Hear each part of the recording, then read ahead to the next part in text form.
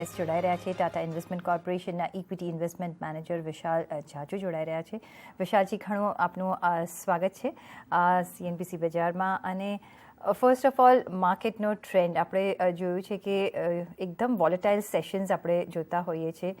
3-4 દિવસ લાલ નિશાનમાં કામ કરતા હોય છે, પછી એકદમ ગ્રીન ઝોનમાં આવે છે, અને સ્લાઇટેસ્ટ ન્યૂઝ એક માર્કેટને અફેક્ટ કરી દેતા હોય છે, પછી એ પોઝિટિવ સાઇડ પર હોય કે નેગેટિવ સાઇડ પર હોય. તમે માર્કેટનો ટ્રેન્ડ હવે કઈ રીતનો જોઈ રહ્યા છો, કઈ રીતે રીડ કરી રહ્યા છો? Good afternoon. આપણે જોઈએ તો છેલ્લા 2 વર્ષમાં અક્રોસ ધ સેક્ટર્સ ઘણા બધા શેરો જે છે ચાલ્યા છે. હવે ટાઈમ જે છે એ સિલેક્ટિવ સ્ટોક પિકિંગનો છે, કે એમાં જે સિલેક્ટ કંપનીઝ કે છે જેનો પરિણામ સારો આવવાનો છે અને કંપનીઝ ગ્રોથ ટ્રેજેક્ટરી ઉપર છે, તે પર્ટિક્યુલર સ્ક્રિપ્ટ્સ જ ચાલશે. તો ડેફિનેટલી આ ફાઇનાન્શિયલ યર જે છે એ સ્ટોક પિકરનું માર્કેટ રહેશે. ફાઇનાન્શિયલ યર 19-20 અને ફાઇનાન્શિયલ યર 20-21 જે આપણે જોયું, તો તેમાં 21-22 સોરી, તો છેલ્લા 2 વર્ષ જે શરૂઆત થઈ કોવિડથી, ત્યારથી લઈ અત્યાર સુધી એક લિક્વિડિટી લેડ રેલી હતી. તો તેમાં અક્રોસ જે હતા એસેટ ક્લાસીસ ચાલ્યા, ઇક્વિટીઝ પણ તેમાંથી એક હતું. પણ આગળ જતા જે કંપનીઝના રિઝલ્ટ સારા આવશે, પરિણામો સારા આવશે, તે પર્ટિક્યુલર સ્ટોક્સમાં જ ગ્રોથ રહેશે. અક્રોસ ધ સેક્ટર રેલી નહીં રહેશે. બીજી વસ્તુ, આ ઓવરઓલ ગ્રોથ પ્રોજેક્શનમાં જે સૌથી મોટો ડેમ્પનર છે તે છે ઇન્ફ્લેશન. અક્રોસ કોમોડિટીઝમાં જે હિસાબે ભાવ વધ્યા છે, તો જેમ જેમ ઓપરેટિંગ પ્રોફિટ માર્જિન્સ ઉપર ઇમ્પેક્ટ આવશે, તો તેના લીધે થોડોક જે છે ડિસઅપોઇન્ટમેન્ટનો સ્કોપ રહેશે. તો સિલેક્ટ કંપનીઝ કે જેમાં પ્રાઇસિંગ પાવર છે, એ કંપનીઝ વોલ્યુમ પણ રિપોર્ટ કરી શકશે, અને સાથે સાથે આપણે જોઈએ તો સારા પ્રાઇસિંગ પણ રિપોર્ટ કરી શકશે. અને ચોથું જે પ્રોબ્લેમ જે છે અત્યારે ઇકોનોમીમાં એ છે કે વેરી વીક રૂરલ આઉટલુક. આજની તારીખમાં રૂરલમાં ગ્રોથ જે છે એ સારી એવી એફએમસીજી કંપનીઝ પણ કહી રહી છે કે 2 વર્ષમાં વોલ્યુમ ગ્રોથ રૂરલમાં બહુ વીક છે. તો એક સારા મોન્સૂનની અત્યારે એક આગાહી આવી છે, એ જે પેન આઉટ થશે તો ધીરે ધીરે રૂરલનો આઉટલુક સુધરશે. પણ આજની તારીખમાં રૂરલ આઉટલુક પણ રિલેટિવલી વીક છે. તો વિશાલજી, તમે જે આખો સિનારીઓ કયો, એ જોતાં તમે ક્યાં હવે ઇન્વેસ્ટ કરી રહ્યા છો? શું ક્યાં ઇન્વેસ્ટ કરવાની તમે એડવાઇસ આપશો, લુકિંગ એટ ધ કન્ડિશન? કારણ કે હવે આગળ જતાં ખબર નથી જીઓપોલિટિકલ સિચ્યુએશન કઈ રીતે અનફોલ્ડ થાય છે, ઇન્ફ્લેશનની કેટલું આગળ વધે છે, અને આપણે જો આપણા રિટર્ન્સ પર માર ના લેવો હોય તો કયા એવા સેક્ટર્સ કે કયા એવા સ્ટોક્સમાં તમે એન્ટ્રી કરવાની અત્યારે સલાહ આપશો?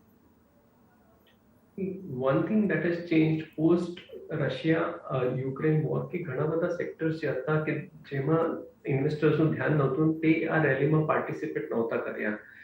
ઘણા બધા સેક્ટર્સ એ હતા કે ESG કન્સર્નના લીધે તેમાં નિવેશ નહોતો થતો. તેમાં તમે સિગરેટ સેક્ટરની વાત કરી શકતા હતા, પાવર જનરેશન સેક્ટરની વાત કરી શકો છો, કે ESG કન્સર્નના લીધે કોલ બેસ્ડ પાવર પ્લાન્ટ્સમાં છેલ્લા 2 વર્ષમાં ઇન્વેસ્ટમેન્ટ્સ કે નવા નિવેશકો આવતા નહોતા.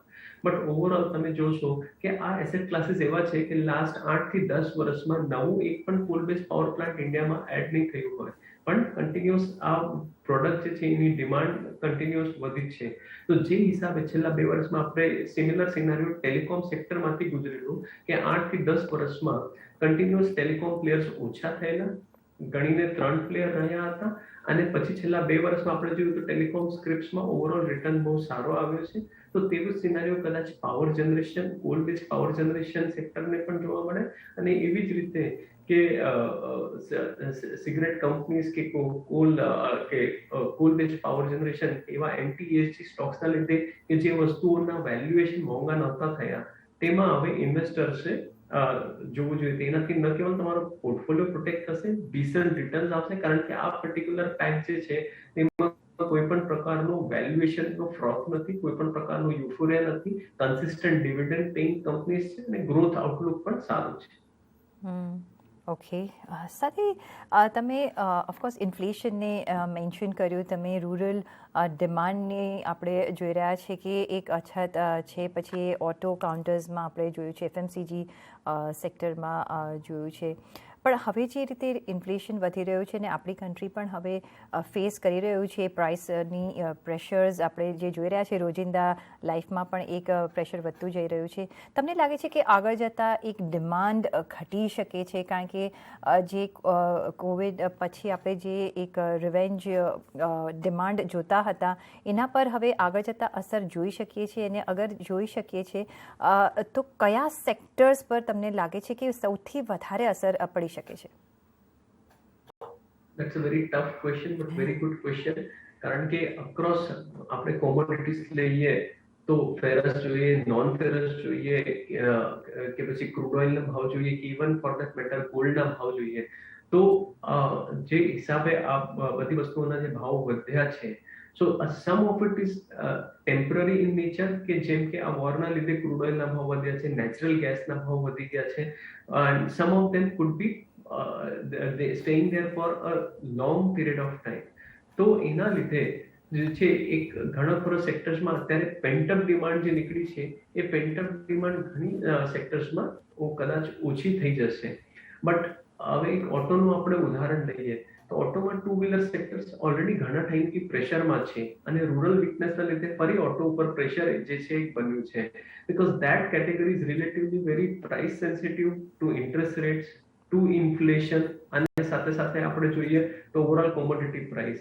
પણ બીજી બાજુમાં આપણે જોઈએ તો પેસેન્જર વ્હીકલ્સ એટલે કે કાર્સમાં જે છે ડિમાન્ડ બહુ સારી છે આજની તારીખમાં, પણ જે લાર્જેસ્ટ કાર મેન્યુફેક્ચરરની આજની તારીખમાં 2,70,000 કાર્સનું વેટિંગ છે, પણ સેમિકન્ડક્ટર ચિપ્સના ઇશ્યુના લીધે ડિમાન્ડ નથી મેળવી શકતા.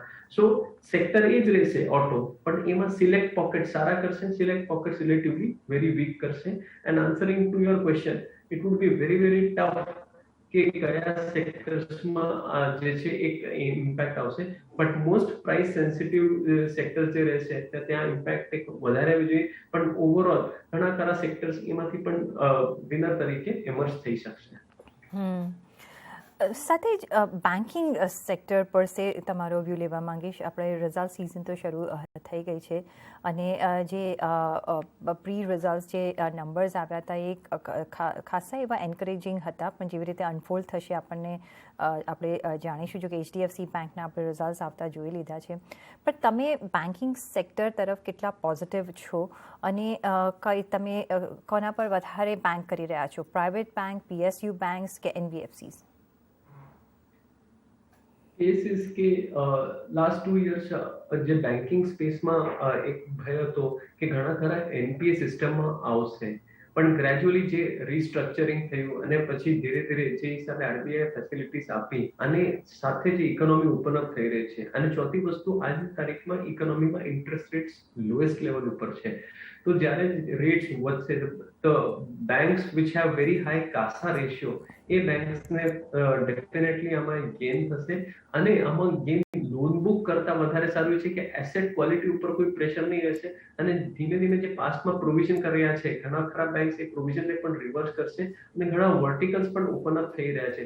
જેમ કે છેલ્લા 2 વર્ષમાં as a sector micro finance ઘણો ખરો સફર થયો છે, પણ આગળ જતા હવે માઇક્રો ફાઇનાન્સ માટે આઉટલુક બહુ સારું બની રહ્યું છે. વેલ્યુએશન્સ એ પર્ટિક્યુલર સેક્ટરમાં સપ્રેસ છે. બીજી વસ્તુ વેહિકલ લોન ફાઇનાન્સિંગ એ પર્ટિક્યુલર સેક્ટરમાં જે પ્રેશર બન્યો હતો તે હવે ધીમે ધીમે ઇઝ આઉટ થઈ રહ્યું છે.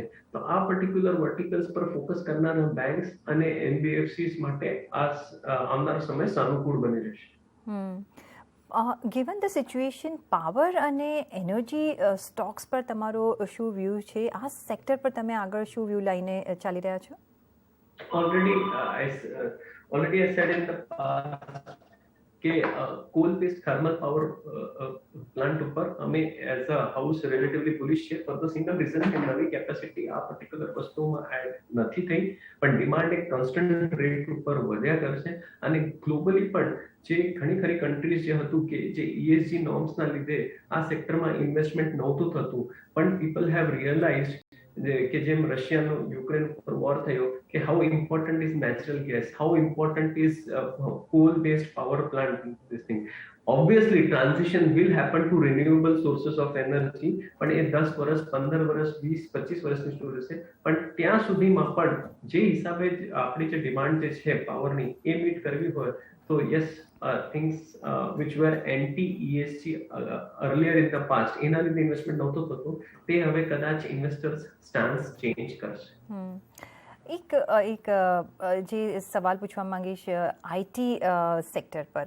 આપણે TCS અને ઓફકોર્સ ઇન્ફોસિસ બિગ રિઝલ્ટ્સ આવતા જોયા. TCSના એક એન્કરેજિંગ રહ્યા છે, જો કે બધામાં જ આપણે એક માર્જિન પર પ્રેશર જોઈ રહ્યા છે. એટ્રિશન રેટ એક ઘણો હાઈ રહ્યો છે. ઇન્ફોસિસમાં એક એની નેગેટિવ અસર પણ આપણે જોઈ છે. ગાઈડન્સ જો કે ઓફકોર્સ પોઝિટિવ આવતા જોવા મળી રહ્યું છે, પણ આઈટી કાઉન્ટર્સ જેને એક સારું કન્સિસ્ટન્ટ પરફોર્મન્સ દેખાડ્યું છે પાછલા 1.5-2 વર્ષથી, અત્યારે શું લાગે છે કે કોન્સોલિડેશન ફેઝમાં જઈ રહ્યા છે, અને આઈટી સેક્ટર વિશે આગળ જતાં તમે શું કહી રહ્યા છો? Let's look at it step by step. જેમ કોવિડ આવ્યું તો બધી વસ્તુ પર ઓનલાઈન ડિજિટલ વગેરેનો ફોકસ થયો. ઘણા ખરા ઇન્ડસ્ટ્રીના મોટા લોકો જે ગ્લોબલ નેમ્સ છે એમને કહ્યું કે જે 10 વર્ષમાં આઈટી માઇગ્રેશન થવાનું હતું એ 2 વર્ષમાં જ થઈ ગયું છે. અને અકોર્ડિંગલી આઈટી સેક્ટરમાં અર્નિંગ્સમાં ખાસો એવો ઇમ્પ્રુવમેન્ટ જોવા મળ્યો. It became the hot sector. અને સાથે સાથે આપણે જોયું કે પીઈ રીરેટિંગ પણ બહુ મોટો થયો, કે 15 કે 20 ના પી ઉપર ચાલનારા આઈટી સ્ટોક્સ 30, 35 ને 40 ના પી મલ્ટિપલ પર આવી ગયા, and that two on enhanced earnings. એટલે કે માર્કેટ કેપ વેલ્થ ક્રિએશન 5 થી 6 ગણા થયું છે ઘણા ખરા મિડ કેપ આઈટી શેર્સમાં છેલ્લા 2 વર્ષમાં. તો once a sector goes through this kind of an upmove તો એક બ્રીધર લે, એક કન્સોલિડેશન લે, એક સ્વાભાવિક છે. બીજી વસ્તુ આપણે આજની તારીખમાં જોઈએ તો ઘણા ખરા એક્સપેક્ટેશન્સ બિલ્ડઅપ થઈ ગયા છે. ક્વેશ્ચન ઇઝ કે જેમ 2 વર્ષ પહેલાનું આઈટી એક સારું નેસન્ટ સેક્ટર હતું કે જેમાં બહુ સારું વેલ્થ ક્રિએટ થયું, what is the sector today which one should identify which would be the next IT sector, or that kind of returns can come from the next sector? According to me, good quality banks and NBFCs are on that verge they can generate those kind of returns કે જે IT sector છેલ્લા 2 વર્ષમાં generate કરી.